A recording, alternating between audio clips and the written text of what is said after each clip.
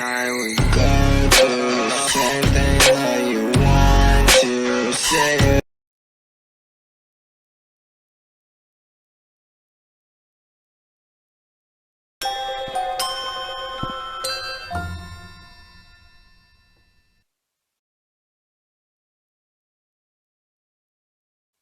This is the story of a man named Stanley.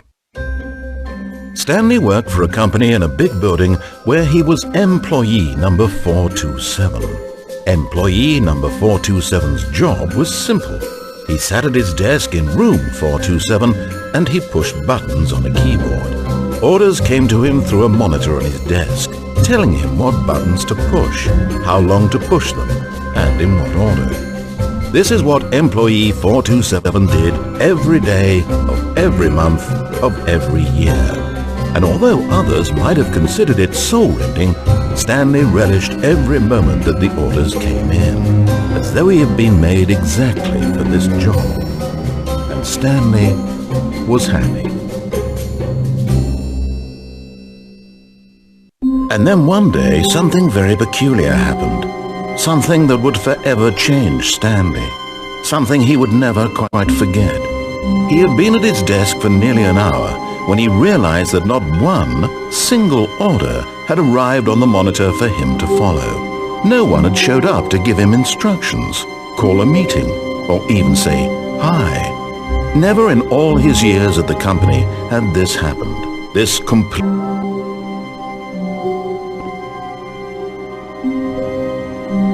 All of his co-workers were gone. What could it mean? Stanley decided to go to the meeting room. Perhaps he had simply missed a memo.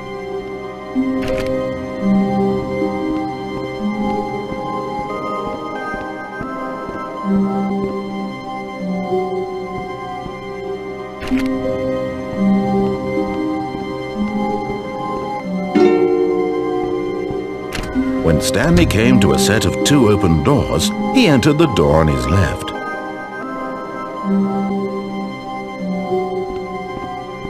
This was not the correct way to the meeting room, and Stanley knew it perfectly well. Perhaps he wanted to stop by the employee lounge first, just to admire it.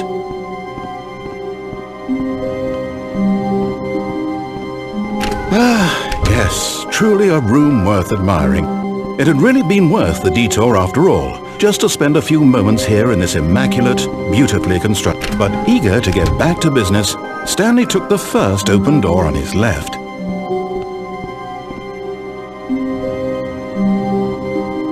And so he detoured through the maintenance section, walked straight ahead to the opposite door, and got back on track.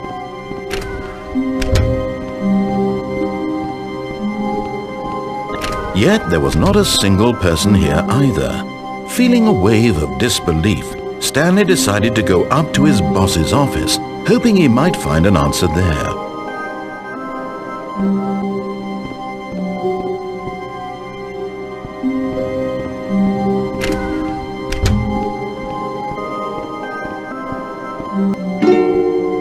Coming to a staircase, Stanley walked upstairs to his boss's office.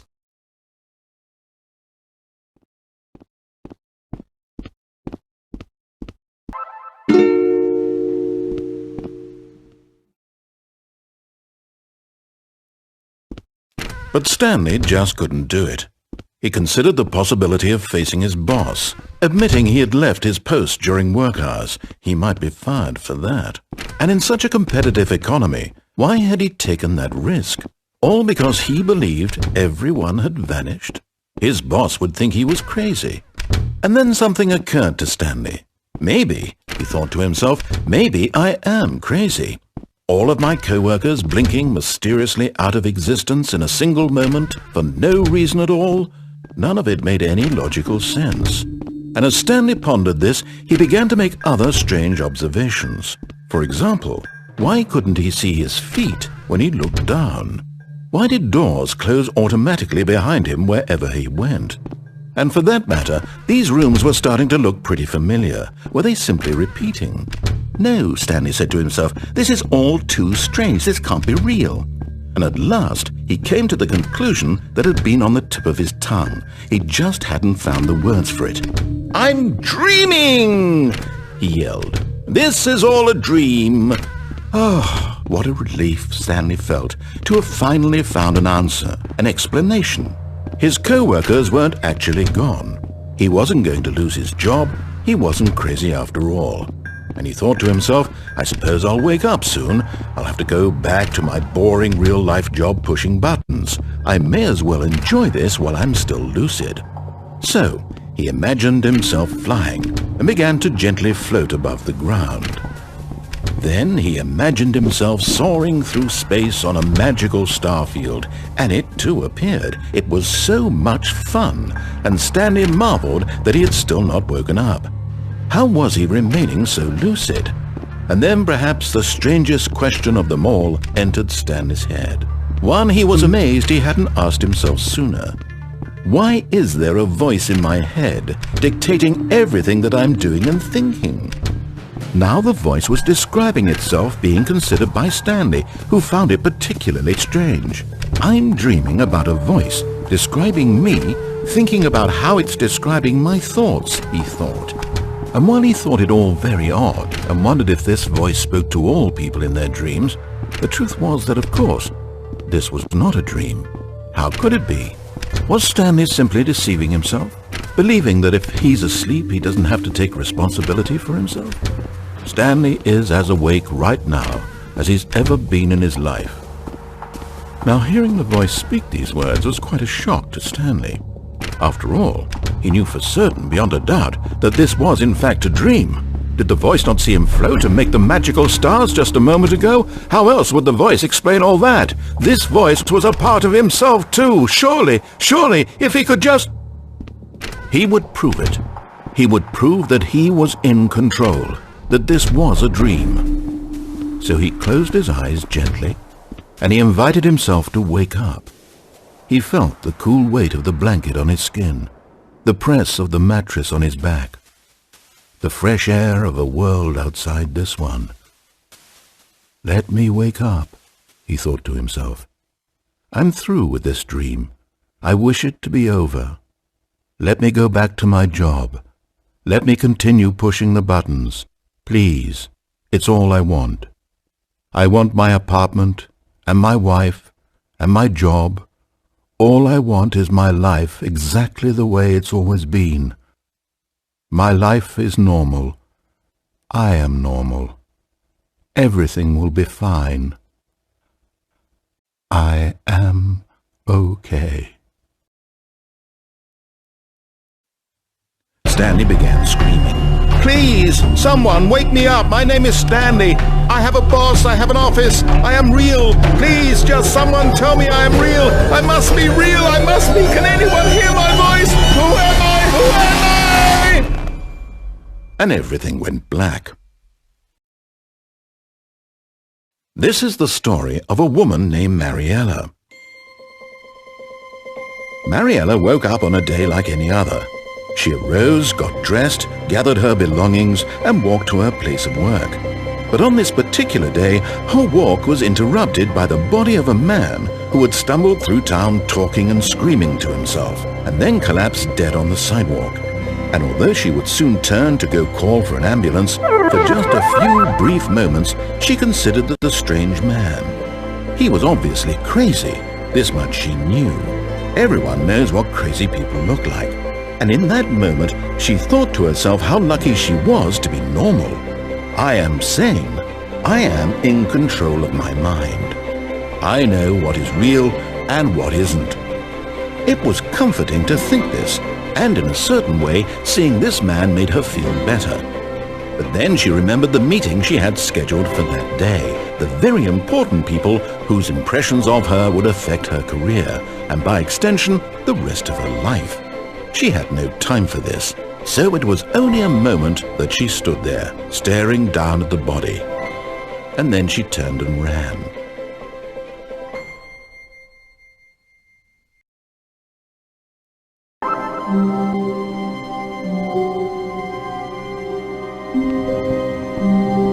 All of his co-workers were gone. What could it mean? Stanley decided to go to the meeting room. Perhaps he had simply missed a memo.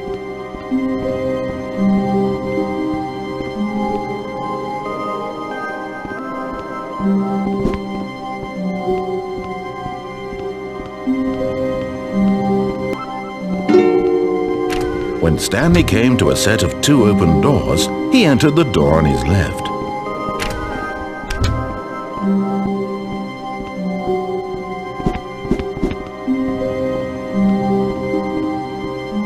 Yet there was not a single person here either. Feeling a wave of disbelief, Stanley decided to go up to his boss's office, hoping he might find... Coming to a staircase, Stanley walked upstairs to his boss's office.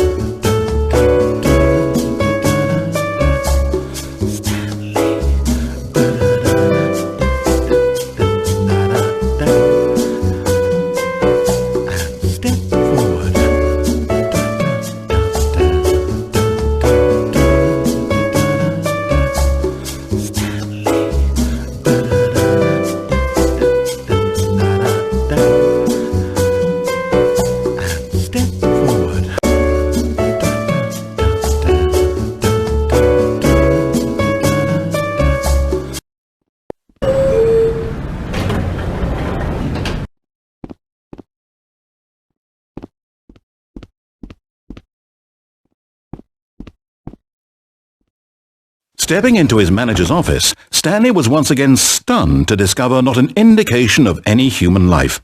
Shocked, unraveled, Stanley wondered in disbelief who orchestrated this. What dark secret was being held from him? What he could not have known was that the keypad behind the boss's desk guarded the terrible truth that his boss had been keeping from him.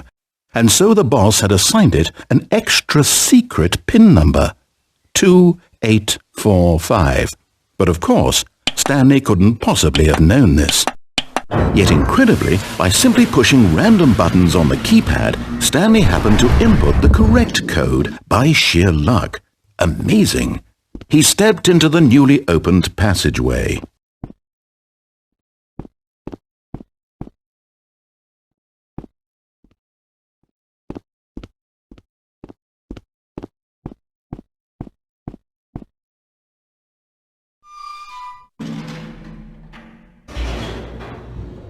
Deeper into the building, Stanley realized he felt a bit peculiar.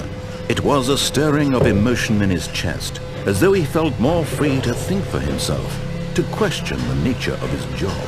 Why did he feel this now, when for years it had never occurred to him? This question would not go unanswered for long.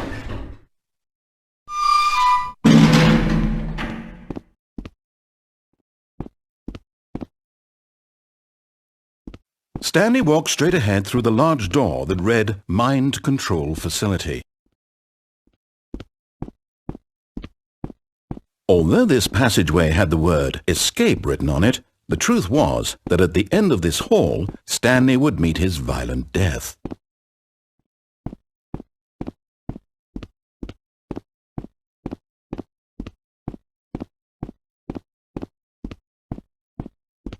But of course, Stanley thought better of it and realized he simply had too much to live for.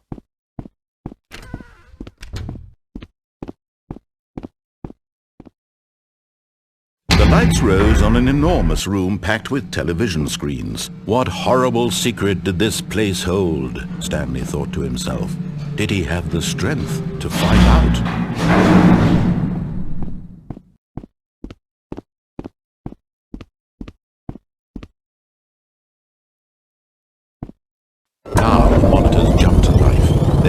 nature revealed. Each bore the number of an employee in the building, Stanley's co-workers. The lives of so many individuals reduced to images on a screen, and Stanley, one of them, eternally monitored in this place where freedom meant nothing. This mind control facility, it was too horrible to believe. It couldn't be true. Had Stanley really been under someone's control all this time?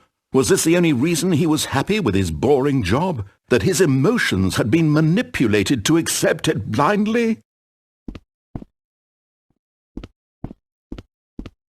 No, he refused to believe it. He couldn't accept it. His own life in someone else's control? Never! It was unthinkable. Wasn't it? Was it even possible? Had he truly spent his entire life utterly blind to the world?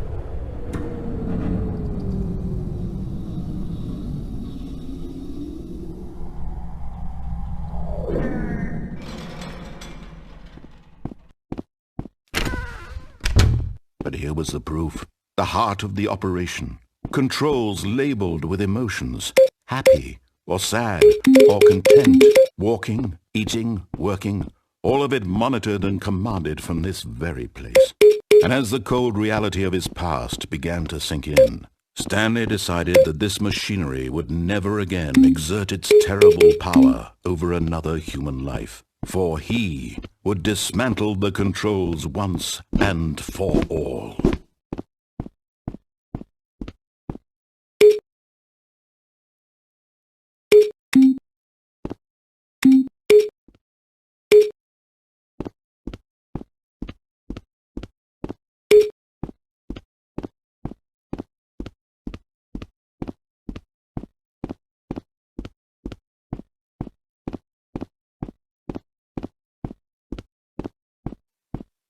And when at last he found the source of the room's power, he knew it was his duty, his obligation, to put an end to this horrible place and to everything it stood for.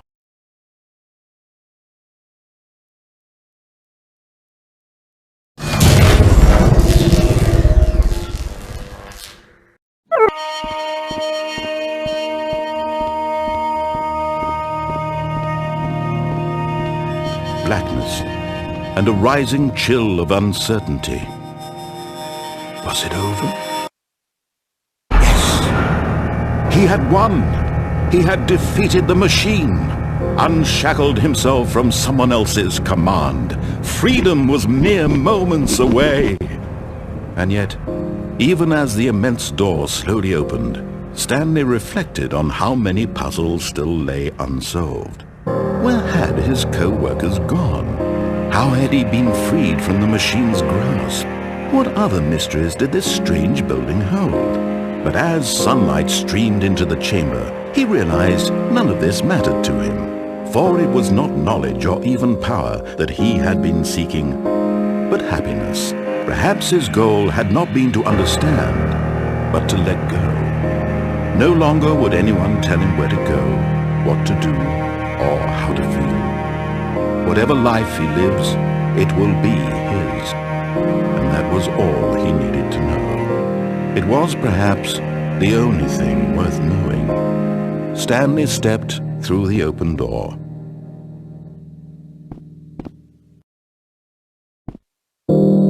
Stanley felt the cool breeze upon his skin, the feeling of liberation, the immense possibility of the new path before him.